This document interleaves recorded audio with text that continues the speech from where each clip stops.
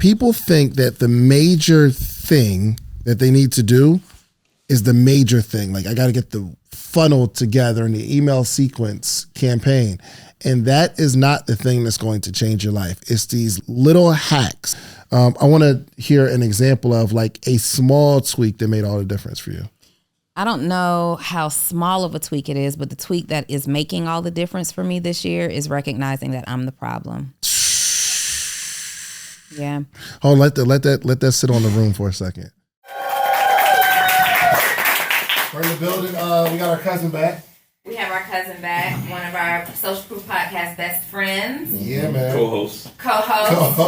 The tri-host. Is that a thing? Yeah. Can we make it a thing? Yeah, for sure. These boots are doing something, Donnie. Are the boots doing something? Go back to the main angle. Yeah. Round of applause for that little 5 minute scratch over there. Craig, if you're watching this, make sure this gets picked for the thumbnail, okay? Okay. We gotta sell some shows around here. All right, so a couple things happened between our last conversation. One, your outfitting. I look a little better. It's doing something. You've been vegan. Yeah. Right? What else you have going on? Working out. Had a team retreat with my company. I'm becoming a better leader. Yeah. Gotcha. Things are progressing pretty good right now. Did that make social media? Your team retreat with the You know what? company? When does that ain't get loaded yet? But I think it's gonna get loaded soon. I think it's really important for people to see that part of you, because we see you so much in the field, we see you so much teaching, but we don't really see you leading from a CEO perspective. And I think this is going to be a good open window to see that part. And you've been talking about openly and transparently your struggles. Yes. With that, for sure. Yes. Good. What have you learned from your retreat? I learned about my staff. I learned a lot, man. First, it was just great to spend 2 full days with our team, about 12 hours each day. You know, it's hard to pin me down more than an hour. Yeah. I stayed the whole time. Just learning how to lead better, learning what people are actually working on, because I got a tendency to be like, yo, what, like, get more done, and have no clue how much they're actually working on. Yeah.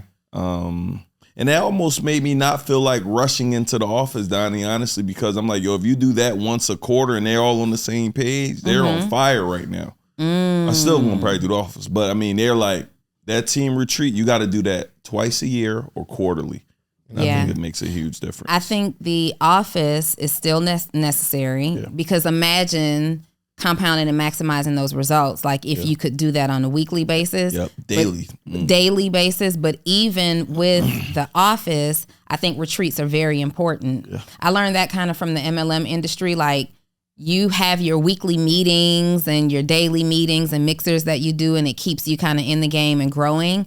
But everybody looks forward to those retreats that happen, especially if you put some type of an incentive on it. Like this goal or this metric is what we're looking to hit in order to do the Tulum retreat or the Costa Rica retreat, and everybody's productivity just shoots up. And we just did it at the new place we just picked up, so it's even better. So I'm doing all my masterminds at my own spot now. So. Where's this at? This is the new house we talked about. Okay. Yeah, so it's in Buckhead. So. Oh, so it's a deal. Okay. Well, I know. I didn't know that you closed. Yeah. Okay, so you closed. Ago.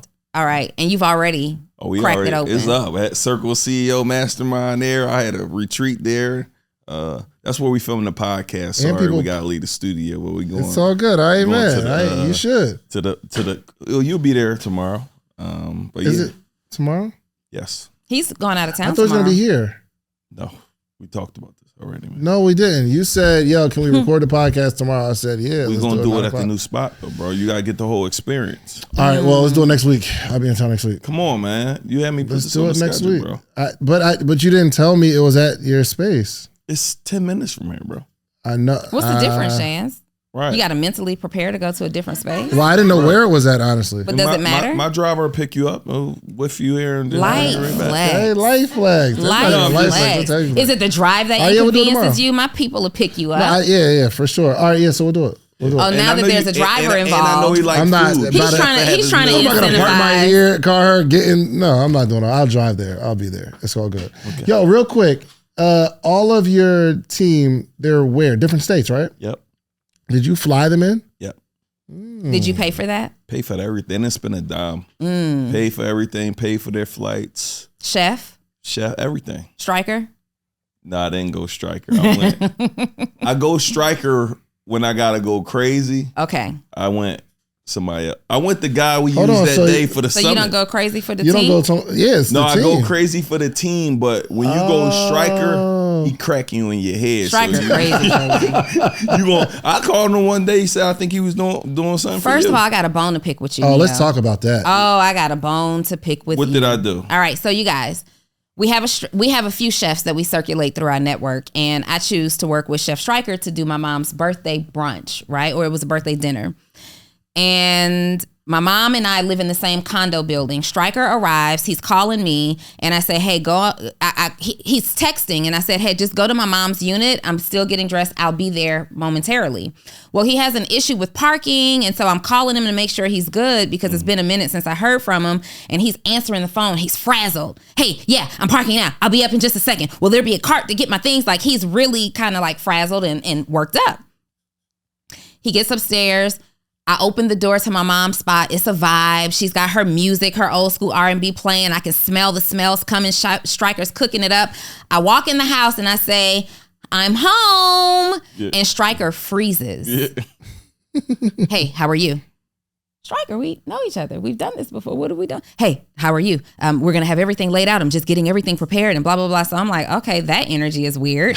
So we're just moving. What I gotta do with this? We're moving throughout the day. An hour or so goes by and Stryker's working. He hustling. He's sweating. And I'm like, Stryker, let me help you. Like, guests haven't arrived yet. Let me help you get everything laid out. No. Don't touch anything. I got it. This is your experience. Enjoy it. Stryker, damn, let me help you. It's foil. He says to me later that day, Donni, this is not the experience I thought I would have here. In fact, I was dreading this job today because Neo called me and he said, you doing a job for Donni today, right? Oh, you better be on your P's and Q's. Donni don't play. She's going to let you know if she doesn't like something. She's tough. Yes. She's hard on people. Like, make sure you dot all I's and cross all T's. You had Stryker so scared to come and work with me. And it ended up being that dinner was being served at 3. Stryker arrived at 1. Stryker did not leave until after midnight. Dang. He hung out all day with me, my mom, and my family because he said this felt like family for him. It felt like being around family that he misses and all that. He said this was hands down the best environment that he'd been in on a job. And he's like, I'm going to tell Neo, get out of my head. Dang. Oh, we made him feel like family. All right. Stryker, I said, Stryker, pour up. Yeah. By the end of the night, he drinking Hennessy with my uncle. Ain't no drinking on a job with me. He was off the clock. He was off the clock, and I just wanted him to enjoy himself.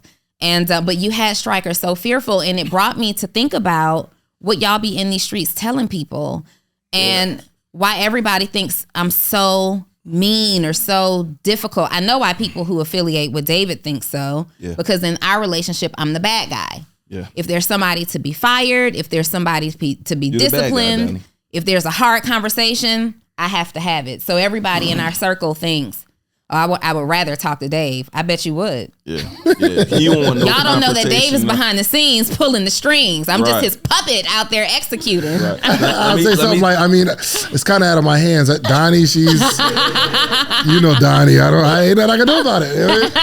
I'll say this though. What I do is, like, I just like to give people a disclaimer. Like, whoever, when you're working with some of my friends, I like to just let you know how they are. Yeah. So you know, don't come. You can't go there late. It's gonna be a problem. It would have been. When you get Marcus, Alex, I'm like, listen to me. They will be the best clients you ever get. Do not mess it up. If you lock them in, they will stay forever. I give everybody that. So now they know, oh, let me not fool with these. So what are you talking about me? Stryker came to the crib. I don't even, you too cheap, so you ain't going, I won't send these type people. We don't refer the same people to you. I work with Stryker. Yeah.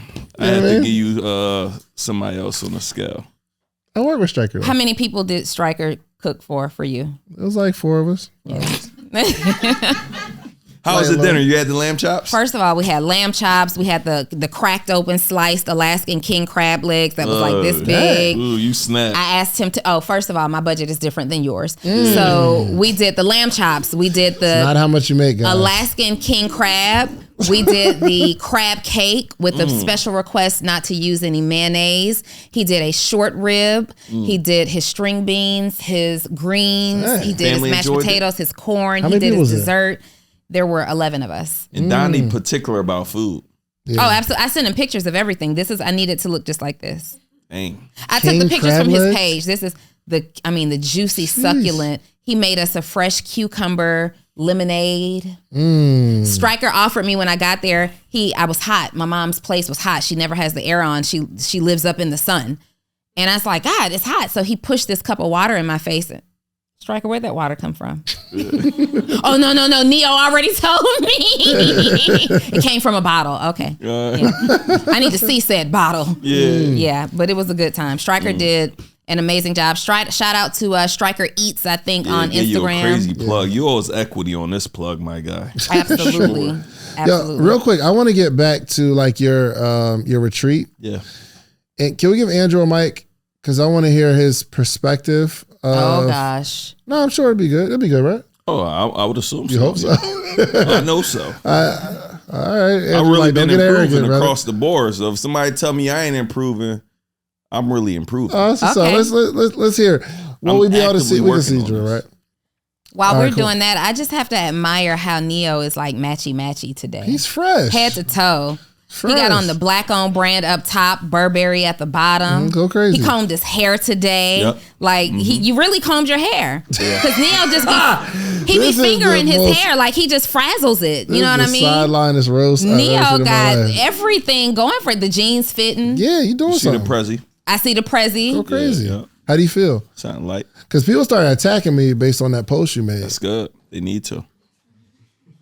All I said was we need to do another post like the Minnesota post. Yo, we gotta start pulling them type clips. That went crazy. Which one? What you mean? When we talked about that went semi-viral. Like, yo, you live in Minnesota.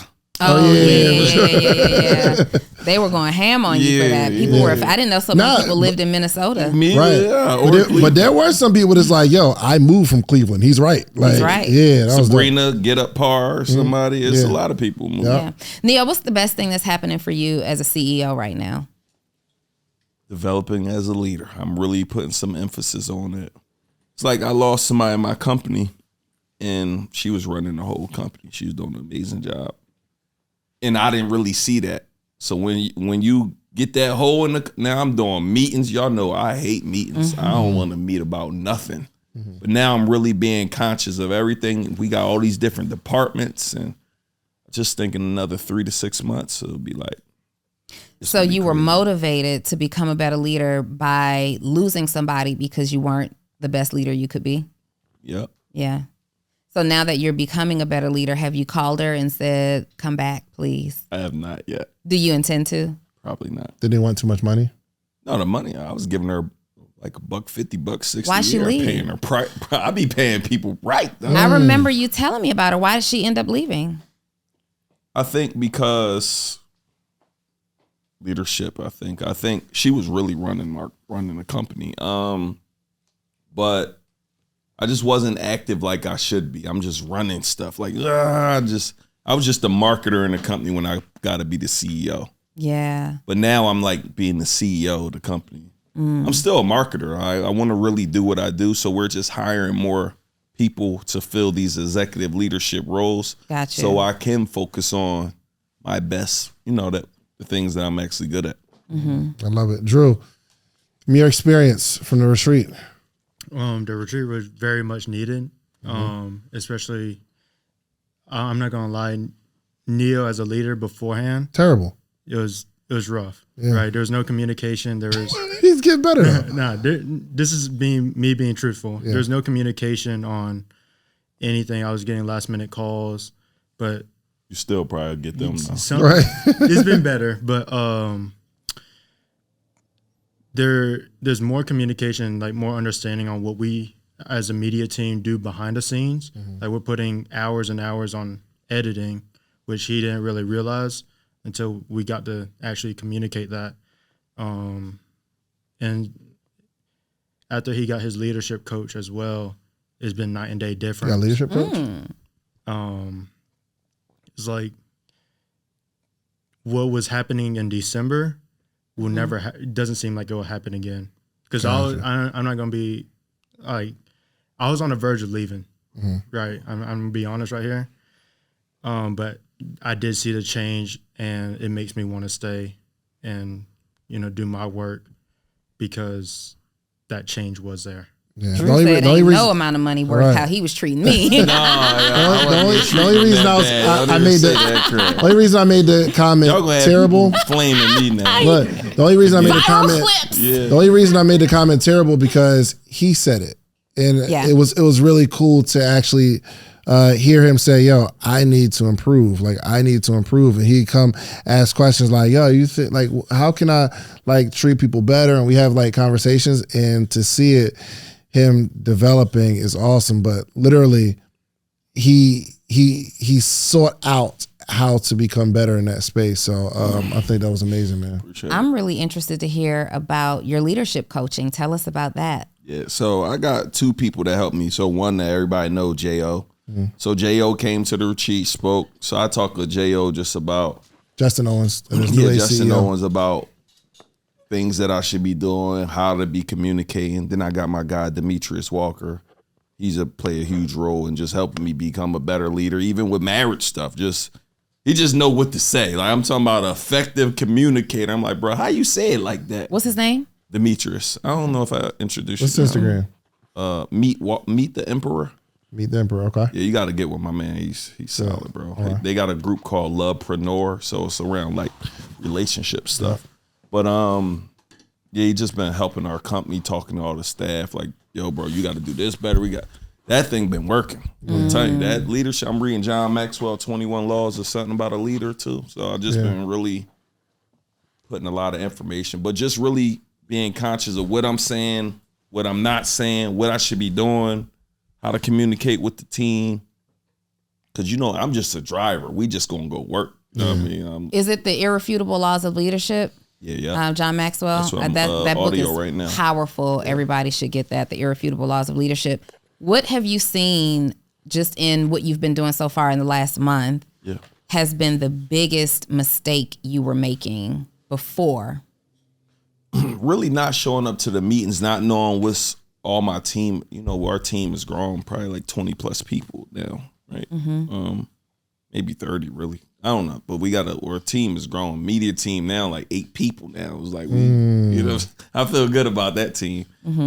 But really understanding what we got going on, really mapping out what the next 6 months look like. So now we not just, they know what our April looks like right now. It's very clear. Here's all the events we have. Here's what needs to go out. So just now, and I'm still last minute, but getting better with forecasting, like, yo, here's what we got in a month. Here's what we got in 2 months.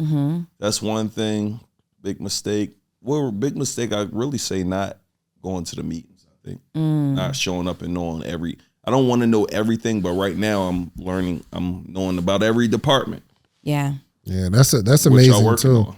That's amazing that you can even recognize that there's an issue, right? I think all of us as entrepreneurs, we're just trying to build. Yeah. Right? Instead of taking some time to focus on one area that's just not right. You know what I mean? And like really focusing on that. And I'm always trying to figure out, okay, where is the hole? Not in the business per se, which is also a good question to ask yourself, but in terms of myself and my ability to, there's a couple of my ability to lead, my ability to keep creating a culture, my ability to keep people inspired, my ability to manage certain things. Like this one thing that I'm on right now, if someone sends me something long, like a text or email, I'll just not read it. You know what I mean? Same. I'll just not read it. Yeah. But now I'm looking to be more intentional because it literally will take 60 seconds out of my life. So I have to consciously say, okay, I'm going to sit here and read this. In 60 seconds, I got it done. Or I don't reply to a lot of text messages, not because I don't want to reply, but I won't know exactly what to say. But the reason I don't know exactly what to reply to is because I just didn't think of, okay, what's my reply going to be? So now I'm being more intentional to say, okay, let me reply with something. So these little 30-second, 60-second, 90-second gaps, if unattended to, they turn into major issues. Think of a number in your head. How much do you think it would cost for me, a pretty successful entrepreneur, to coach you every single day, to give you all of the game? I'm talking about every day for an entire year, Monday through Friday. I'm on a virtual call teaching you how I've done the things that I've done, and me updating you every single day in real time on all the business moves that I'm making, all the negotiations that I'm in, everything that I'm doing before I actually do it. How much you think? And let's say Monday through Friday, and then on Thursdays we do a Q&A where not only do you get a chance to ask your questions and get them answered, but you get to hear the answer from a whole community, hundreds of other people on a call, and you get their answers that are going to help you too. What do you think? And once or twice a year, get together, free conference that we all get to come to, and you get to meet all these people that you see virtually. How much do you think that would cost every single year? 10,000? Not even close. It would probably be closer to 100,000 because it's just, my time is valuable, and to give you the sauce that's going to help you make millions, I'd have to charge you at least 100,000. But what I've done is created a community where you get the advantage of learning how to become an entrepreneur. You get to network with hundreds of entrepreneurs every single day. You got a community that keeps you inspired and excited. You will read a book club with us every single day. We'll also have an event where we come together once or twice a year for free. We do all of that for $399 for the year. Go ask somebody. I've got receipts of things that I built over the last decade, okay? I am willing to coach you. $399 for the year. Listen, go to themorningmeetup.com or click the link in this video. Let's get back to the episode, but keep in mind, I want to coach you. Let's get started. So, you know what I'm laughing at right now as you're saying this? So I thought I made a commitment to do better in my response time. Like, I'd be feeling so bad. People will text and I'll look like, dang, I ain't replied to them in weeks. I'm really, really bad at responding to text messages. And it's because I get distracted so easily. Like, I might have every intention to respond, and then I get another notification and it's you, and it's something I have to jump on right now, or I'm not in the headspace to deal with it, or I have a bad habit of just opening, like my phone is mounted when I'm driving, but I'll just tap it to see what it is, and I forget to go back to it. So this weekend, I was at a speaking engagement, and I got 3 text messages that I just remembered while you were sitting here talking. And I said, hey, I told them all, do me a favor and reply to this thread so I have an unchecked notification. And I remember to come back and reply. I have not replied. I forgot, because now the notification is so far down in my text messages that I've forgotten. And I will say this, like, it's something that it's a disgusting habit that I have created. I used to reply to everything, and then I went through this phase of protect your energy and don't be available for everything and put your phone away. And especially when I was like dating in a relationship, it was like, put your phone away and let's be here in the moment. So then my messages started to get behind, and I'm like, now it's a thing, but I'm missing out by not replying. I'll go back into messages and it's somebody like, oh, I was reaching out because I had this opportunity. And I'm like, dang it. And don't send me a voice note over 15 seconds. Oh, man. I'm not listening to it. We have a friend, George. Hurt your heart. Yeah. Bro. George Achiampong sent us like a 3-minute voice note. Wow, bro. You know what's so crazy when it's 3 minutes? If it go by 1 minute, you got to start it over because your phone black out. Yo. So now you got to hear that joint again. Yo, and then don't let them send another message while you're listening to it, because it starts over. And so me and Dave both, in a very joking but serious way, say, yo, I told him, like, your voice notes are stressing me out. And so then he decides, well, I'm just going to send y'all 15 seconds. Which is just as bad. Yo, bro. If I open a text thread and I see a line up of 15-second voice notes, I immediately start to feel weak. Right. I can't even entertain. I'm going to pick the one in the middle and hope that you got to your point, and that's the only part that I'm responding to. You know what's interesting? I love sending voice notes, but I hate getting them. Same. Like, I'll send you a voice note, but text me back if you don't mind. I'm the same way. Text me back. I can't. But I tell everybody, text me back. I can't listen to anything. I'm with a client. I can't listen. I'm with a client. You told me that. You say that a lot to me. That's crazy. I was like, I ain't never met nobody with so many clients. You just always. I got 4 whole clients, and I'm like, text me back. I'm with a client, can't listen. I hate, like, it's a feature that could go away as far as I'm concerned. I wish we were still at the point where we could only send a video note real quick. Hey, I just wanted to send you this video real quick to let you know. You could only send 30 seconds or the video wouldn't go through. You know, that's a hack, though. You know how to really just stand out? I send people video note messages. Yeah. You'll change, especially just you met somebody at a conference, hit them with a video note. Yeah, you just thinking about somebody you haven't checked on. You should hit Dan Cathy with that. Yeah. These people aren't getting those messages at that level that's real. I be banging people with that. You know, they love that crap. They do. Man, I really appreciate that. They do. I don't use it regularly. 12 seconds. The only time I really use it, and I'm going to start, the only time I really use it is every now and then in my text group.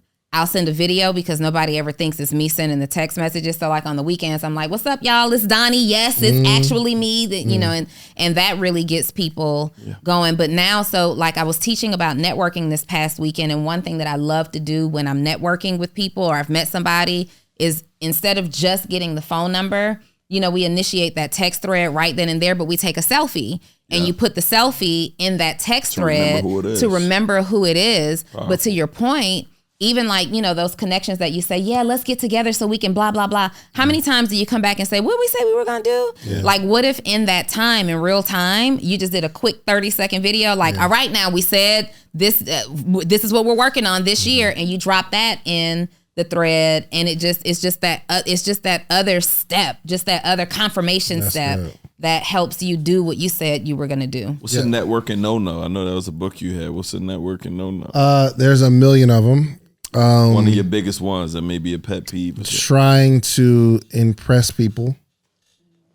Like if you meet somebody and they're trying to impress you with all the stuff that they do and all the business that the money they make. Yeah, bro, I don't care. And I think you're lying. So for my I think honestly, I really learned this the first time I ever read How to Win Friends and Influence People, that people don't really care about you and they want to talk about themselves. So I think this is like my start. And I don't know how old I was. I was young, but this is my start of getting to know people and asking them questions, because I feel like in this back and forth, if you don't talk enough, you're not going to like me. So if I talk, and you don't get a chance to kind of share who you are, you're not really going to have a good first engagement. However, if I let you talk for 30 minutes and I might have said a few words, you'll leave that conversation saying, yo, that was a really good conversation. I didn't really say anything. You did all the talking, but you felt good because you got to get your bars off, right? Yeah. So that has been... I was at a conference one time. I'll never forget. This had to be 15 years ago. And there was he said it was one question you need to ask in your engagement with somebody that will open up the floodgates for them to just start talking and just like let go, right? So he said the question is when you ask, hey, what do you do? Right?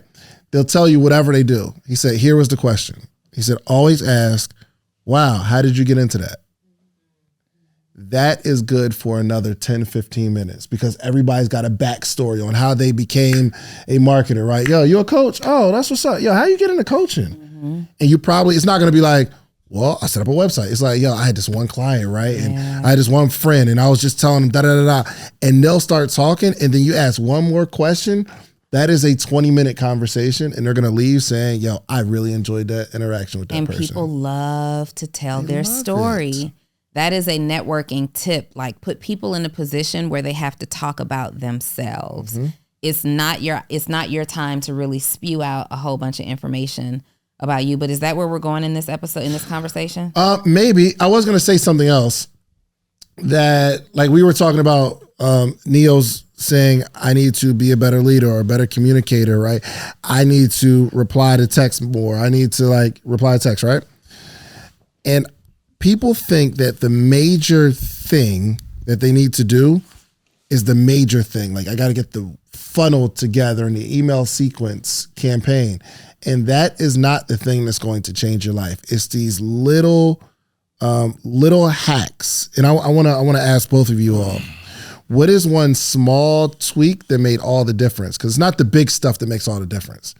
It's a small tweak. There's something that you need to turn on. Like, the growth of his company isn't going to come from a better strategy. Now that's a given, right? He's going to do that. But his ability to recognize that Andrew's unhappy and saying, I need to do something about it and I need to focus on leadership is going to open up so many doors and probably 10x, 20x productivity in the company because he focused on this one thing. Listen, if I was going to teach you how to make $1 million, would you give me 10,000? Like, if I had a course teach you how to make $1 million a year positive, you're going to make $1 million, would you give me 10,000? Of course you would. It's no brainer, right? So in a calendar year, we make 7 figures with the podcast. But there's 21 things that I extracted from that you're going to need to launch your podcast. But I only got time to give you 3 right now. One is you need a distribution platform. The distribution platform is what you upload your podcast to. That platform sends it to Spotify, Apple, Google Play, so that your supporters can actually listen to your podcast. You're also going to need a microphone. You need a really good microphone so it's crispy audio. And 3, you need an income strategy. This is not necessarily a hobby, unless you're going to make it a hobby. But I can teach you how I made the 7 figures with these 21 things. Now, the good news is you don't have to give me 10,000. My ebook is only $37, okay? So listen, go to podcastebook.com and get the 21 things that you need. And I can explain it in detail, all the things that you need, okay? Podcastebook.com. Let's get to the episode. So I want to hear an example of a small tweak that made all the difference for you. I don't know how small of a tweak it is, but the tweak that is making all the difference for me this year is recognizing that I'm the problem. Yeah. Oh, let that sit on the room for a second. Let that sit on the room for a second. Yeah. Golly. I am the problem. My business right now grows as big or as small as I am. And I had to learn how to get out of the way and position other people to help me. And so trying to do everything myself, even when I had a team that's capable of doing things, trying to do it myself, in spite of that, has been the biggest bottleneck in the growth or not of my company. So allowing people to help me and get out of the way. Like, I'm terrible at replying to emails. I'm terrible at the admin tasks. I'm terrible at deadlines, but there are other people who love those things. I've been working on a funnel for me and you for the last month, right? Mm-hmm. And though it's been moving at caterpillar pace because I've been doing it. And I told you when we discussed doing what we're doing, if we do another project, people have to be in position to help. Mm-hmm. And then I said, I can knock this out. Light workload's light. Let me knock it out. So I'm doing it, and it's taking snail's pace to get it done. Shatora comes along and edits the funnel and everything that I needed to give back to the funnel team in hours. Hours. Wow. Side-eyeing her. Make me look terrible. Yeah. I've been struggling to post content, consistently. You've been doing a lot better lately. I've been Brianna. Golly. Bree is the reason. Making sure that I have things to post, delivering it to me right now. There has not been a day that I hadn't posted content, but the bottleneck was me having to sit down and figure out what I'm going to post, find an image. I don't worry about that. Bree's job now is to make sure we capture content, and you just deliver me whatever you think I should post. And I will put the caption and everything. You got to approve it first. Yeah, I got to approve it. So Bree posts on my story. So a lot of the things that you see on my stories from throughout the day, Bree will take care of that. But my news feed is so personal to me. Just give me the video, and I just want to see it, tell you if there's something in it I don't like, I'll send it back. But for the most part, she gets it right the first time. Your caption's extensive. My captions have to come from me. This is how I've built my entire identity as a digital marketer, as a digital brand.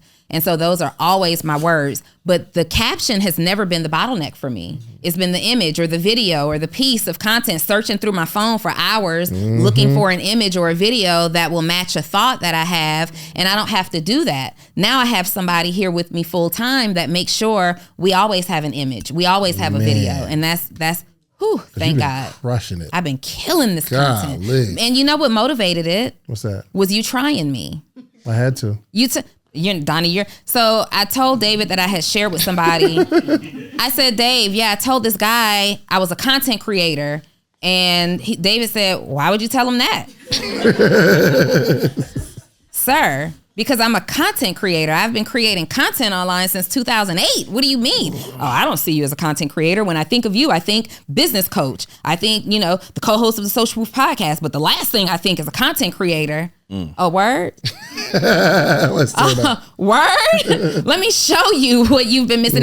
But I did fall into a space where content creation. So I had to realize that me as a content creator in my past life was me just living my life having fun. But now it's a business. Like, I am in the business of content creation, and that became overwhelming. Like, you always got, and then you get into these points where it's like, you got to be pretty, you got to be this, you got to be dressed, you got to be that.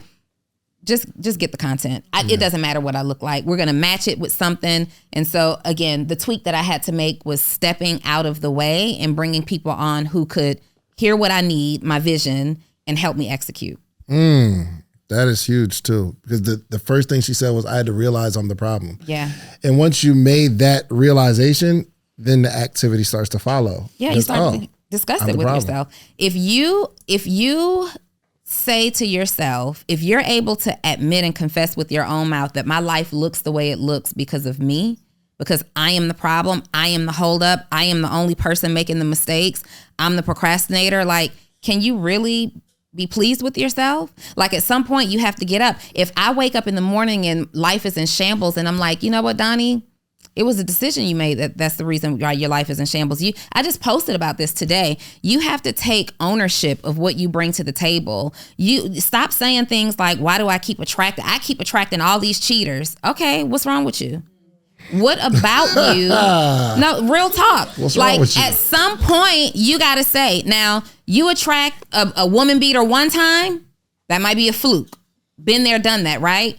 You think I'm attracting another one?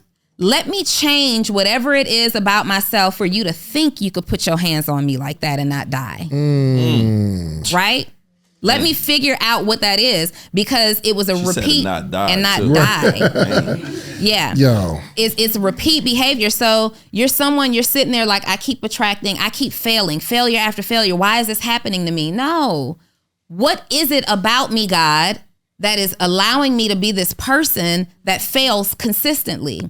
Why do you keep attracting disloyal friends? Why do you keep attracting scammers? Why do you keep attracting whatever it is negative that you're attracting? The question is, why am I allowing it to the point where it's repeat behavior? I gotta find. Go ahead, Neil. If you gotta add, I gotta find this post in response to the thing that you said, and it was disgusting. Maybe. Go ahead, Neil. So mine, I'm not gonna go as deep as Donnie. I want to just give you something tactical that sometimes it'd be the small things that could really move your business. So one, I believe if you're selling something, you need to add a sales team. Like just one small, I don't care what you're doing. If you got somebody on your behalf helping you make sales, that is leverage. Yeah. So somebody calling clients, somebody taking incoming calls, somebody going to events, trying to acquire more customers for your brand. So that can add an extra $100,000 to millions of dollars to your business. 30 days from now, if you go find and hire a salesperson. Second thing, and this is again tactical, but add an upsell to whatever you're selling. Like, so many people don't sell, like, the best time to sell a customer something is after they already buy something. Immediately. What else can they buy in that very moment? Yeah. And the thing that helped us, if we're not talking about webinars, but we added PayPal credit years ago, and 50% of people who take our offer use PayPal credit. So they didn't have the funds to start. PayPal credit made that available. So it's money that we wouldn't have. Yeah. Don't let that go over your head. I don't want this. You said something. You were saying if you're selling something, have a sales team in position to sell for you. Yep. Talk about why that's so important. I mean, that alone, that's the highest form of no, I won't say it's the highest form. It's a huge form of leverage. Think about this concept. Think about you got a $5,000 service. You do surgeries, whatever. I don't care, whatever it is. And you got somebody that's reaching out to people, like before we start doing appointment setting and doing all of that, we just had one salesperson that would do all of that. Now we got appointment setters, we got salespeople, but they're literally, I haven't took a sales call in forever. And they only get paid when they close a deal if it's 100% commission. Why wouldn't you have it? Right. Like, it does. Why wouldn't you have a salesperson? Yeah. That's like, we're about to hire a salesperson to go find brand deals. Yo, you getting 20% of the brand deals. Go get this curriculum in school. You get 20%. Guess how much I'm making? No base salary? No base salary. You can. We got like appointment setters. We give them a base salary, but you literally could go, I'm giving you 20%. You go get $100,000 contract. Will you give 20% right now if somebody bring you speaking engagements? Absolutely. For sure. And you imagine you got 5 people out there just soliciting speaking engagements right now. Money you making that you wasn't going to make anyway. Yeah. Hey, listen, if you do that, send me a DM. Yeah. Me one too. Me too. Yeah. I need somebody to put my curriculum in every school in America, and I'll give you 20% of every contract. I need somebody to get me booked for speaking engagements and brand deals, and I'll give you 20% for Can sure. I do that pitch for? Don't try to get the people that was going to hit me, and then now you try to piggyback on my ass. And let me say this: you get me, David, booked together, or me, David, and Neo booked together, or me and Neo booked together. We'll give you 25%. But make sure you come right. I'm sorry. Hold on. You said we'll give them what? 25.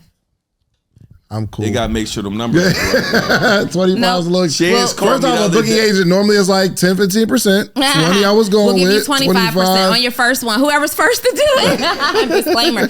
No, but it's so important. And you also talked about, which is something that I need to do. I don't do. I know to do it, but sending people to events on your behalf. That's powerful. So huge. Imagine, especially all the events we go to. Imagine if you got somebody going to all of these events. You're also leveraging their audience. You need to start going to these events, hosting your own event at their event. I'm having something up in my penthouse tonight.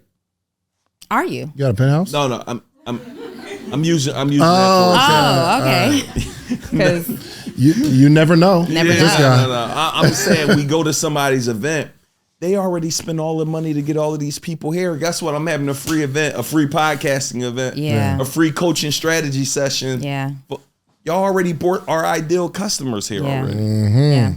And even to the point of sending people to events, I know there are some masterminds that offer, so we'll look at these masterminds that we join, and we might be joining to say, learn how to scale. Like the mastermind might be like the one that we're in, Neo, learn how to scale, learn how to get leverage, learn how to acquire, learn how to set up for sale. But then there's also this section that says, learn how to become the best COO. Somebody like Neo would check out of that part. Oh, I don't know if I could justify it. I don't want that.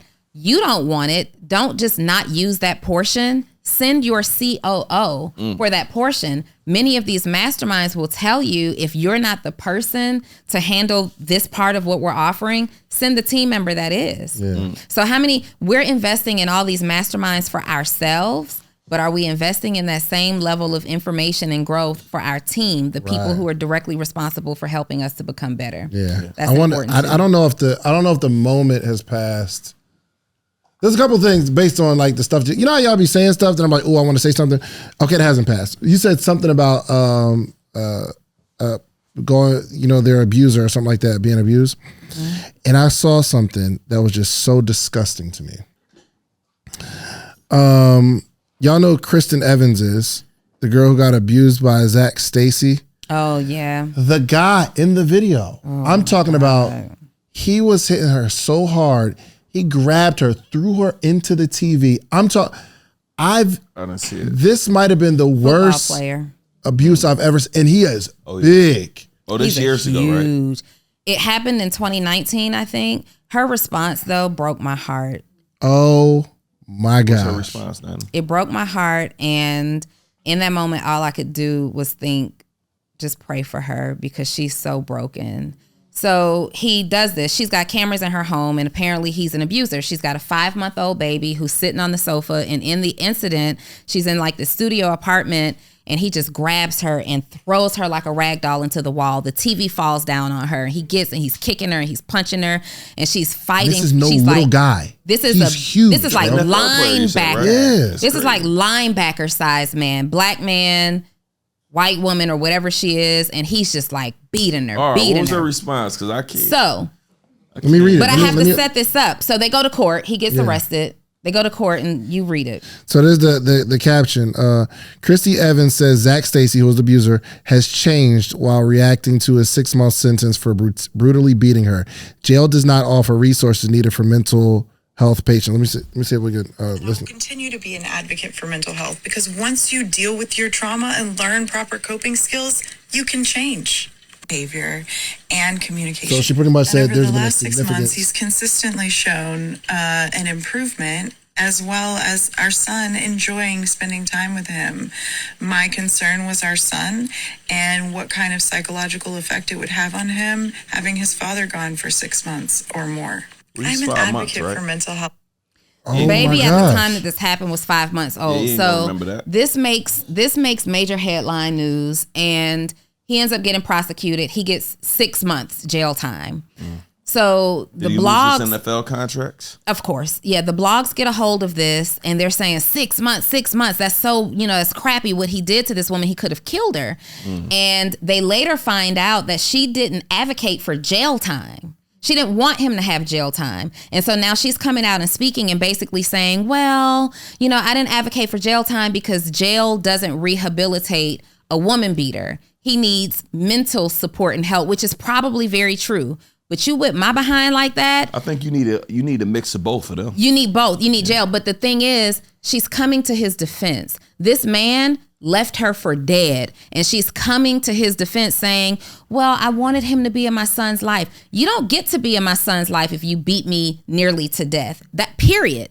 Get your life together. Get something together. And she's saying he's demonstrated that he can change. 6 months of jail time is not demonstrating that anybody can change. So to my point, if you are in a situation where someone is violent against you and it happens once and you stand up for yourself and it's never again, that's not your fault. But you keep coming back to this. You forgive them. You make excuses for them. Now there's something in you that's attracting more of this behavior. So whether it's him or the next guy, it hasn't clicked for her yet. She's not ready to not deal with an abuser yet because she's too busy excusing them for whatever reason. And it just broke my heart. And instead of, condemning, which is probably what this sounds like, I've been there, done that with an abuser. And some people, it just instantly clicks. I don't like this. It doesn't feel good. I'm done. A while, though, Donni. For other people, it takes a while. Before we got married, she was abused a lot. For years. Yeah. That crap is hard. And if you don't got nobody around you, and nobody going to go holler at my man, they letting stuff slide. She got her aunts around. This guy was beating her up. Yeah. What was it for her that finally said, I'm done? I think I came around one. You. You came around while she was with the guy? So I met my wife at our last job that we worked at. While she's working there, she was still getting abused. This dude stayed home, played PlayStation all day. While she worked. Like she had to go to work for him. Like it was wild to me. I'm like, how's this?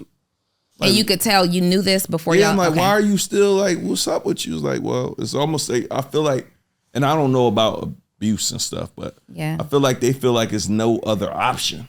Right. Like, why are you staying in this thing, man? Like, just leave. Like, I can't even leave. Yeah. Is there anybody that's ever been through that, that has that experience? Because I like to understand.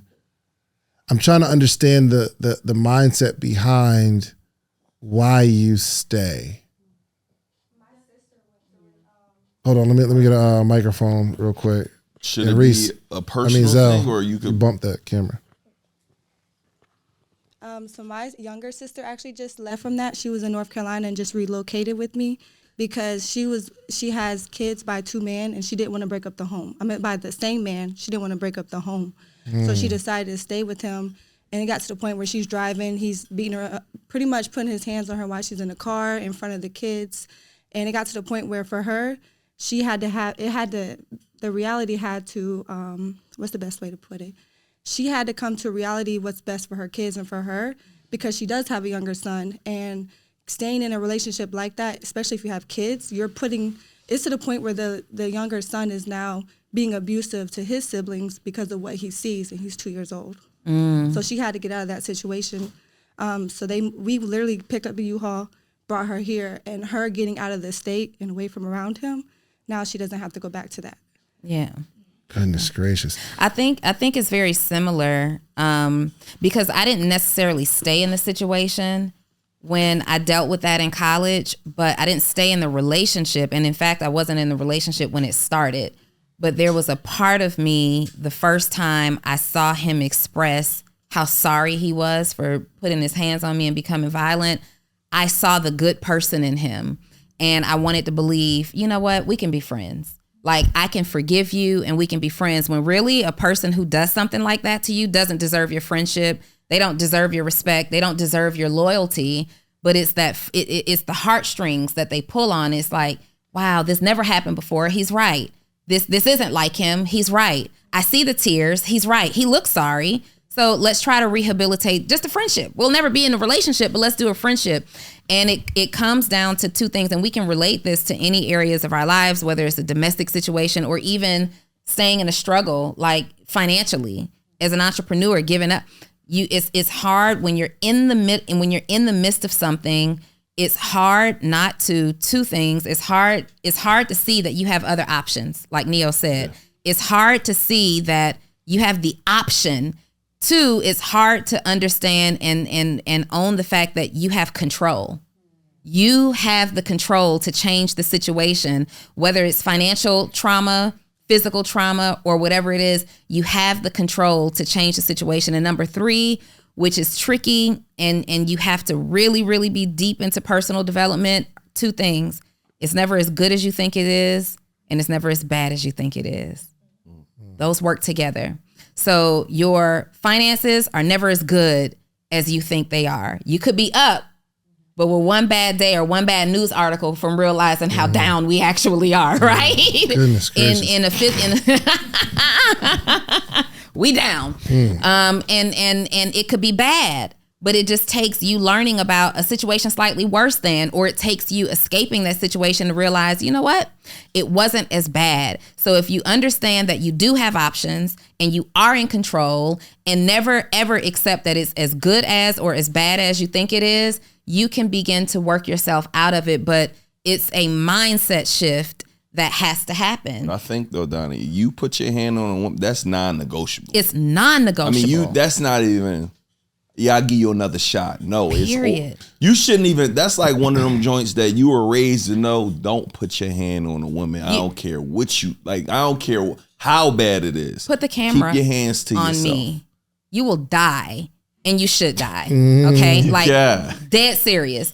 You beat a woman the way this man beat this woman. That was out of pocket. You die. Yeah. Period. Somebody beats you the same way until you lose life. Like, I'm serious about that. And so any woman who is experiencing that, they don't change. They never do. The same guy who did it to me later went to prison for doing it to somebody else, got out, got into a bar fight, did it to a man. Like, this is in him. And, you know, I read something, and I don't remember the quote word for word, but there was a quote that said, people never tell you how bad your situation is until it's too late for you, something like that. And this happened to me when I was in college. I'm a sophomore in college when it started, ended up being a junior when it was over, but it happened, and I had to escape. He tried to take my life. I had to escape college and leave and disappear.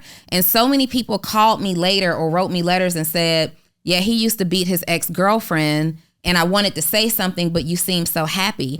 Why would you wait to give me that warning until it happened to me. Why wouldn't you give me that warning ahead of time? And so we have a responsibility to each other. If you've experienced it before, if you've experienced a certain financial trauma or physical trauma and you see somebody erring on the side of danger, warn them I don't immediately. think the financial trauma is bad because we've been in that all of our lives. Like that became normal. Like, let me ask you though. I mean, because what's financial trauma? Is that like, yo, listen, I used to date him. He ain't got it. But what if he trying? That's what I'm saying. Like, what? Yeah.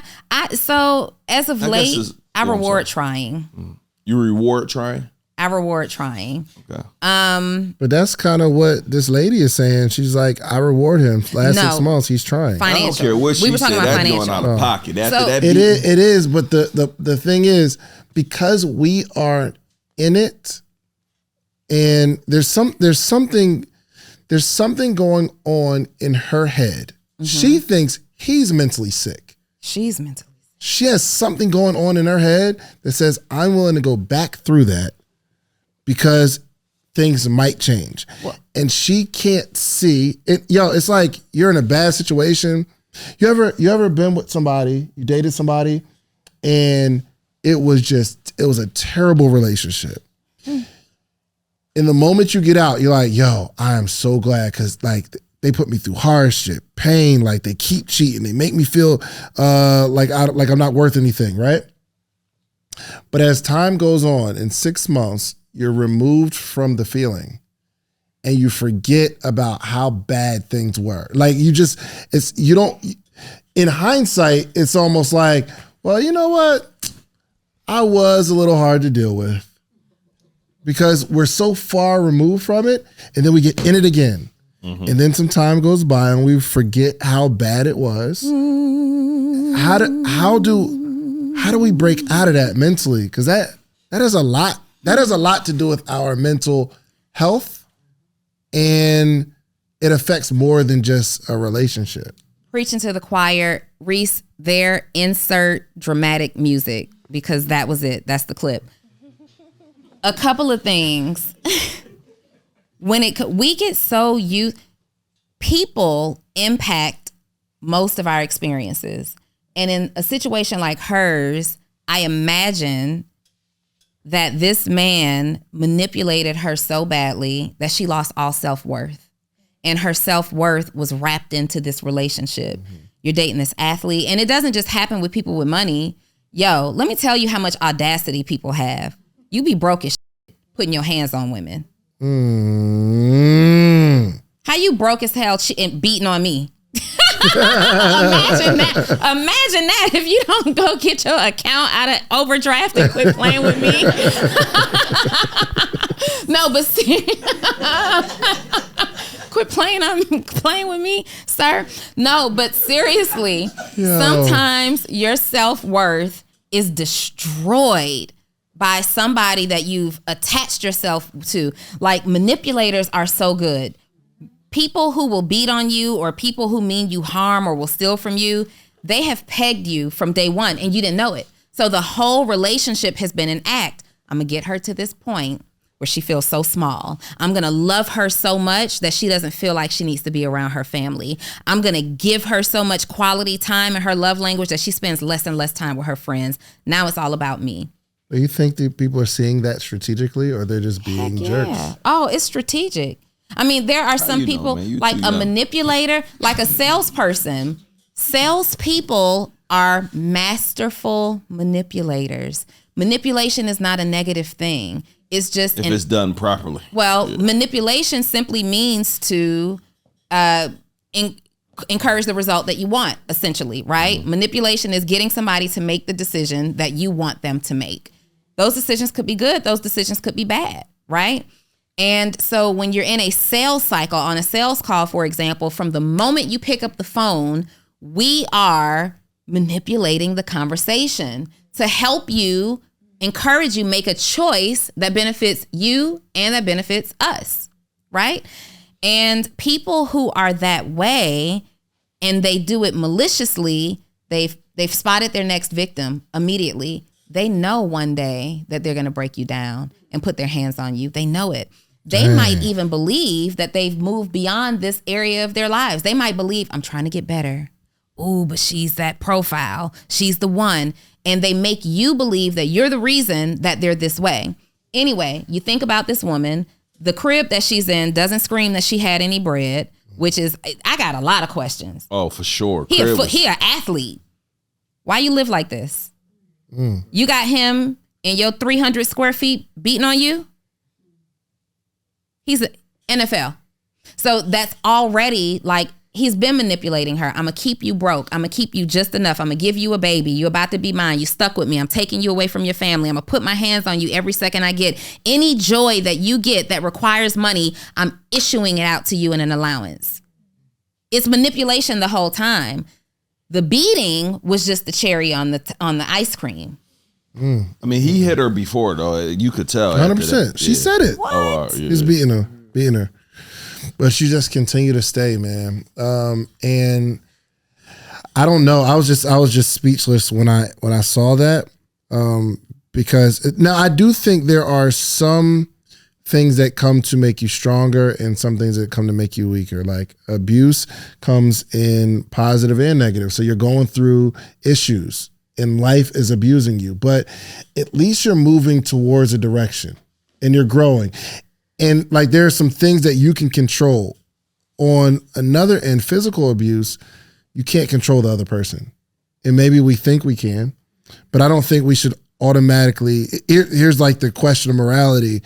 If you're married and the person hits you, do you leave? Do you give up on the whole marriage? Period. I'm out. I'm going to hit you back. I'm going to hurt you badly. So, all right. So Donni, if you're in a relationship, if you're in a relationship and somebody cheats, do you leave? Depends. It depends. So Marry, that's a different story. So right, so like there are levels to like what you're willing to accept. You're not willing to accept any of it. Cheating? I mean, just and period. I'm not willing to I'm accept talking about abuse. I'm anything talking about that abuse. hurts me. Right. Abuse. No, putting your hands on me is a deal breaker. Now, I will say, no, that's a deal breaker. It's a deal breaker. Yeah. I had someone push me, and my spidey senses went up. Mm-hmm.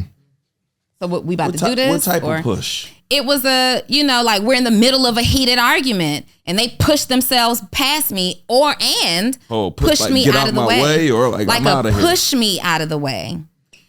And in that Hold moment. On. Were you in fact in the way? I was in fact in the way. Because I'm not an abuser, but like there was somebody who was in front of the door and I'm like, yo, can you please? And then they're fighting back. I'm like, yo, get out I'm leaving. So in that moment, I was trying to determine if they were really buck because I was nuck. You know what I mean? Like, God, please help me to use discernment here.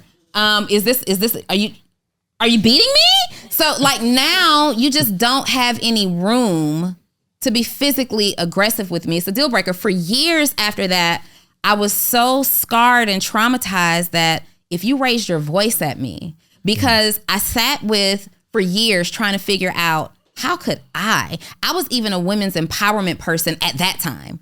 How could I end up in a situation with a man who thought so little of me? Like, you'll have to go back to my first Social Proof episode to learn that he kidnapped me. He held me hostage. He did all kinds of stuff, right? How did I attract this? And the only thing that I used to say there were no signs. He was the nicest guy. He was the sweetest guy. But there were signs. He lacked anger management.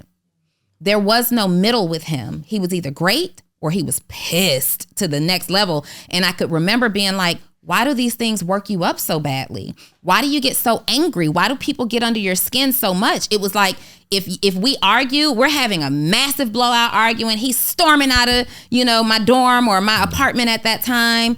That was the sign. So for years, and sometimes even to this day, you argue at me too harshly, too aggressively. You scream at me too aggressively. I'm good. Yeah, it probably triggers something. It does. Yeah. Because that was the only sign that I had from him that I should have leaned into a little bit more.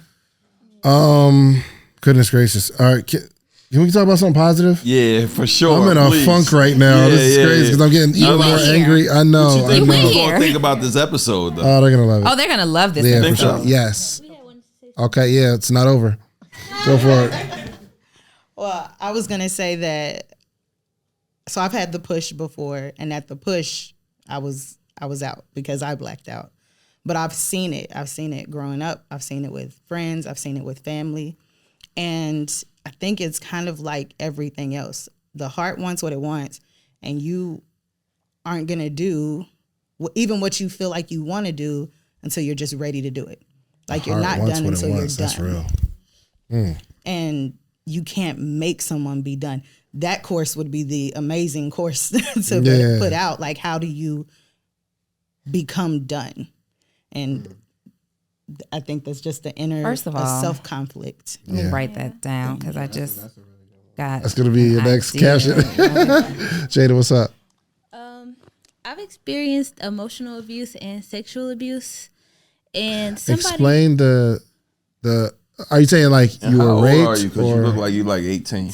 I'm 24. Okay. Yeah. Are you saying like in a sexual abuse in a relationship, or? I wasn't in a relationship with him. He was a guy. He asked me to be his Valentine, and then he thought he could get That one time though, it wasn't like continuous. Yeah, it was the one time. Can I ask? I'm sorry, but how did it happen? You gotta be too graphic, but like what happened? Where were we? What was the scenario? Well, we went out for Valentine's Day, and we weren't dating or anything. It was more so like we were just getting to know each other. Like we were in the beginning of like getting to know each other, and so we had hung out before. So after Valentine's Day, he wanted to like watch some movies at his place, but we had watched movies before. Like nothing ever happened. And so then it was like he just assumed because you went on a date with me for Valentine's Day and you got on this dress or whatever, or I don't know. But he kept just asking me like trying to get me to have sex with him, and I kept saying no, like over and over and over. And then like he just started trying stuff, and because it's like already hard for me to say like no, it just was kind of like, okay, just get it over with. And so yeah. But oh my gosh, I think every woman has experienced the feeling of, how do I just get this over with? Yeah. Might not have gone through with it, but we receive so much pressure as women by men, such immature beings that will, like, one of the sexiest traits of a man that understands a woman's word is her bond. A no means no. Like if we're in an intimate setting, I don't care how far I got with you, no is no. Don't try 15 minutes later, offer me another glass of wine, turn on another movie, think of a foot massage is going to lead to a booty rub and all of this stuff. No is no. And most women that are grown women have dealt with a man who has tried too long, too hard, too many times, and don't think you playa and you just got game and eventually you're going to wear her down. What you've done is put her in a very uncomfortable situation where now she's a little scared. She's very uncomfortable, and it's like, just get it over with. Yeah. Especially if you're dealing with a passive young girl who may have already experienced something in her life. You don't know what her history has given her. And now she's in a situation where she's afraid to go for the door. She's stuck, she's stunned, she's shocked. Like, guys, no is just no. It's just no. You did not wear her down. You were not a player. Oh my gosh. You know why I feel, we're not judging, right? No. Okay. I mean, it depends. I feel bad. I'm like just flashback over my life where maybe I've been like persistent and eventually they say, okay. Yeah.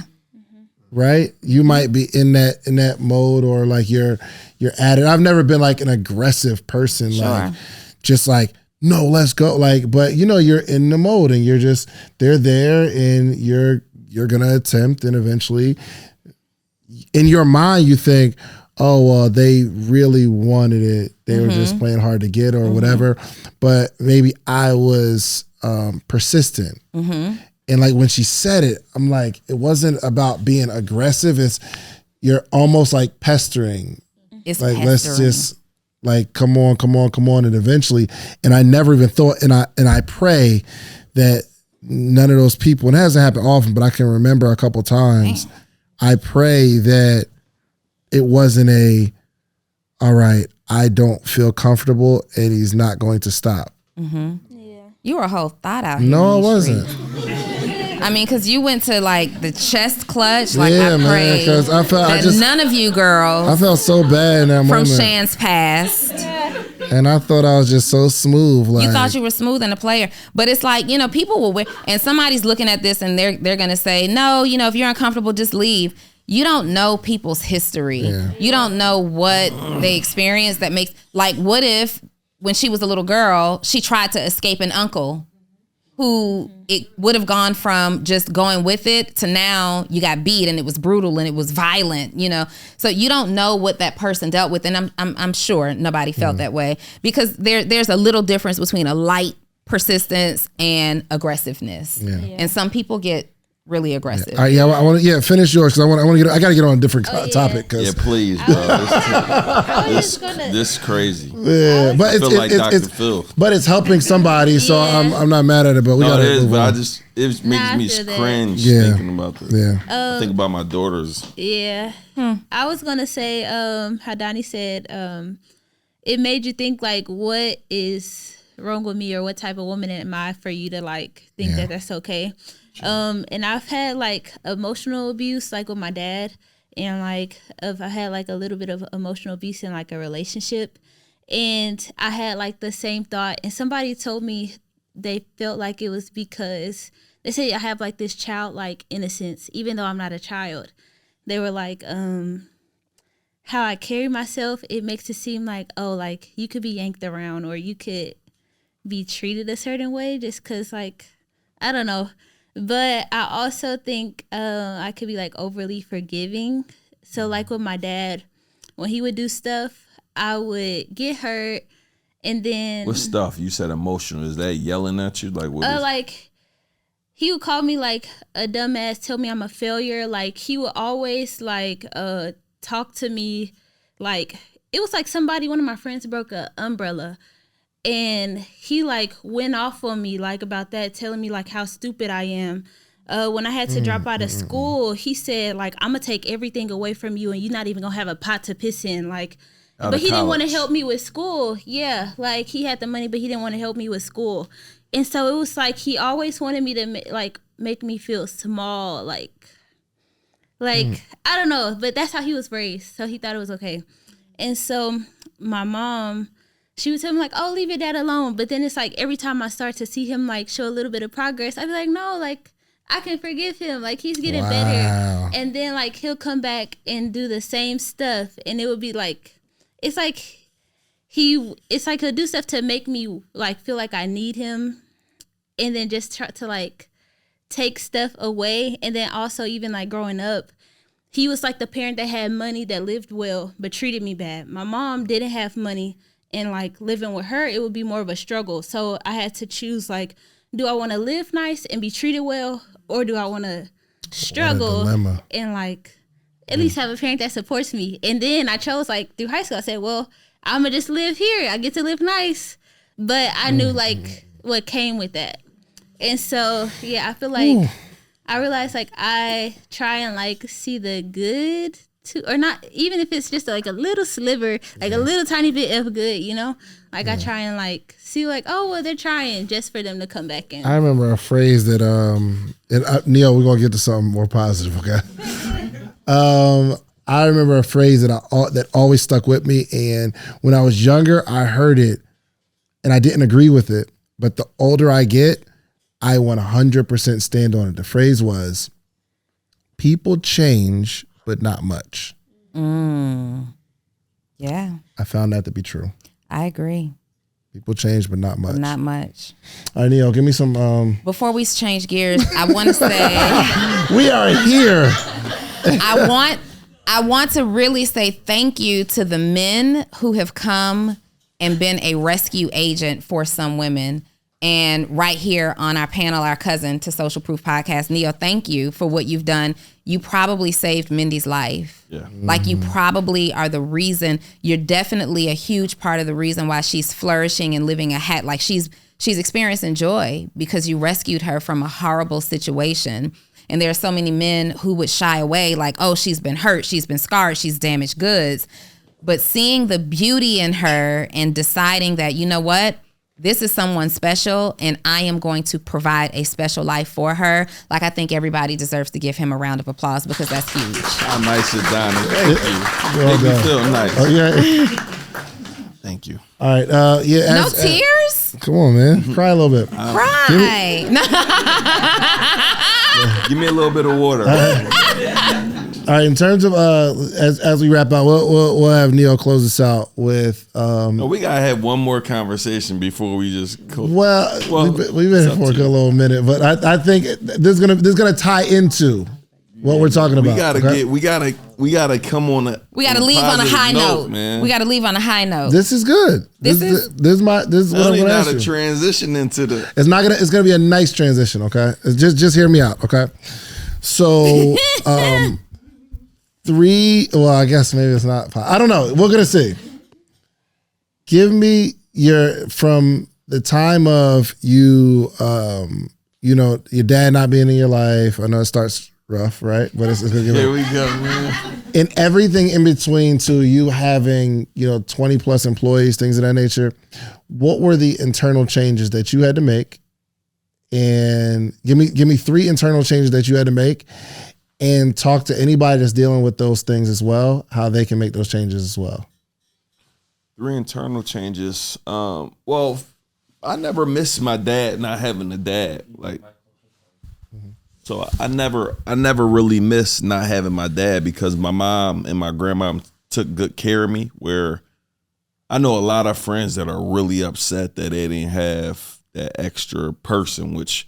Now, when I look back, I'm like, man, I wish I did because we'd be so much further if we actually had some guidance growing up. Mm-hmm. So the internal change is that you got to forgive first. Yeah. And this is probably, you got to forgive like whoever wasn't there for you because somebody else's experience may not be mine. They may be holding on to this grudge. I didn't have my dad. I won't become anything. Like, I don't put my success on anybody else. Anybody else's. Like, I don't depend on nobody else for me to be successful. I'm going to go do it myself. So one, I think being self-reliant, even if you're working, you still need to find a way to be self-reliant. 2, a thing that happened to me when I was trying to get my business started, I was asking my mom, go do my business license, go do this, and she didn't help me do nothing. So I think the second thing is you got to go figure it out on your own in the process of finding mentors and stuff, but don't wait for somebody to do it for you. It will never get done. Nobody's coming to save you. No one's coming to save you. And I think the other one, Donni talked about it earlier, talking about it's my fault. You got to take responsibility of where you are and where you want to be and do everything in your power to make that change. Dad been in jail since I was 2 for committing murder, died there, got kicked out of high school, got kicked out of college, been fired from 10 jobs. All of those occurrences can't be somebody else's fault. The dad one, maybe. The high school one, no. The college one, no. 10, maybe a couple jobs, but 10? Like, what's wrong with you, son? Yeah. So everything changed 15 years ago when I said, yo, I'm going to become mentally unemployable. I'm going to make this thing work. So you got to switch that. Whatever you're going through is preparing you for where you're about to go, and you just got to go all in. There's somebody that is... I want to know like how you see this particular behavior pattern. They try something, it gets a little tough, they stop. And then they try something else. Like I'm talking about like you don't even really give it a long time to see it through. There's so many people that just start, right? Mm-hmm. When you see a situation like that, where do you attribute to that? Where do you attribute that to? Where's that coming from? Most times I see they got a backup plan. Meaning you got a job, you got a parent that's going to make sure you're good, you got a spouse that's going to make sure you're good. Like it's all, you have a backup plan. So man, maybe I don't got to give too much to this because if it don't work, I know I'm going to get that check on Friday. I didn't have no backup plan because I said in my mind I am mentally unemployable. Entrepreneurship must work or death for me. Those were my 2 options. And I would not retreat. So when everything was going wrong, I didn't look at like my best year in business in 2 years was $20 profit or $50. I didn't look at that like it was a bad thing, making not enough all of them, because I knew it was a part of the plan. So I feel like a lot of people don't hit their target or their goals because you got too many backup plans. You know, if this don't work, you got plan B. It's like an actor or actress moving to LA. If acting don't work, as soon as you set up in your mind, but it don't work.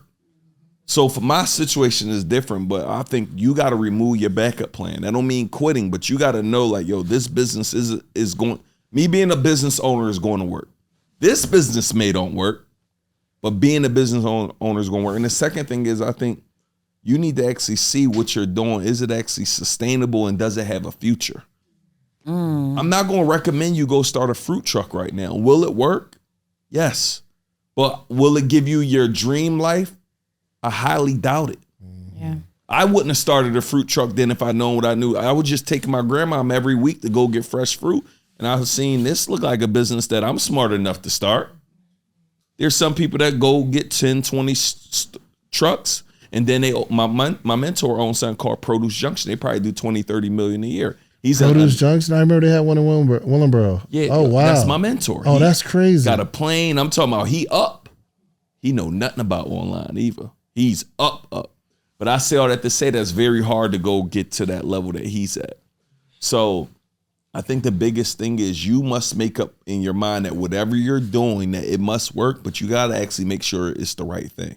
But how do they determine that? So you're in the middle of it, and I see this fruit truck, and I have a farm. Yeah. I want to put fruit on a truck and sell it on the side of the road or wherever we're selling it. How do I determine? What's the fine line determination that says this is not sustainable, or I have a plan B? Like, what makes me say this isn't sustainable? Coach or a mentor now. Like, I feel like you need to start doing some.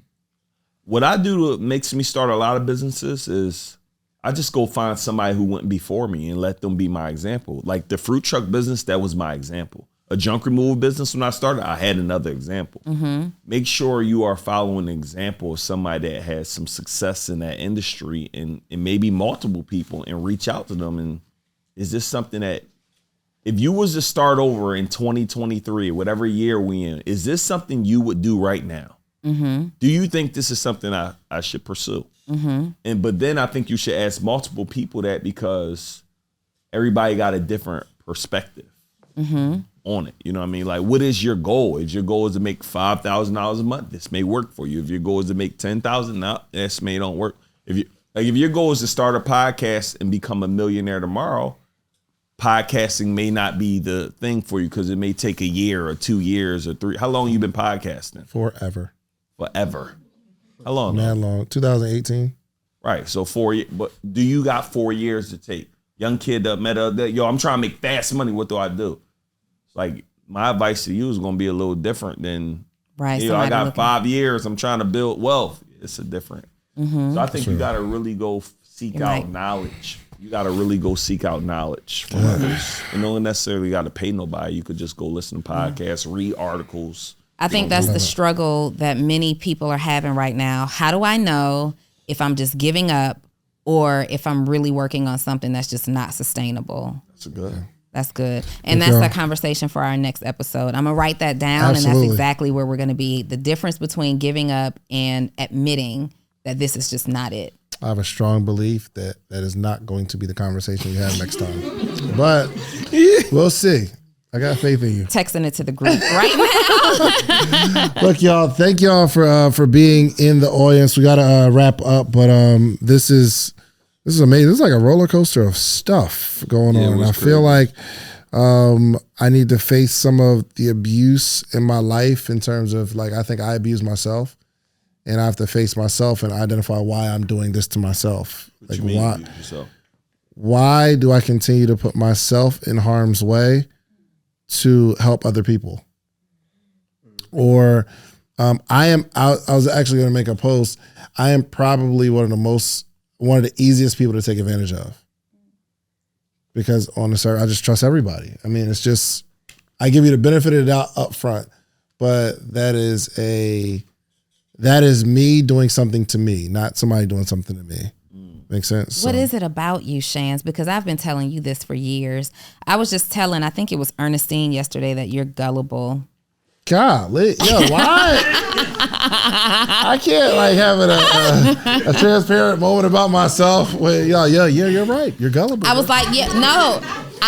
Me and EJ were talking, and you came up, and I'm like, we got to protect our brother because sometimes he can be pretty gullible. Yeah. What do you think it is? Shit. Give me an example of my gullibility. Your believability in everybody. You believe the good in everybody. And I love that about you. Yeah. I love that you see the good in everybody, but I've seen it backfire so many times. Though. Look, what's the definition of gullible? Let's see. Okay. Hold on, because this is my next. Hey, what's up? You can come back to the back. Yeah, hold on. Let's look up gullible real quick. Yep.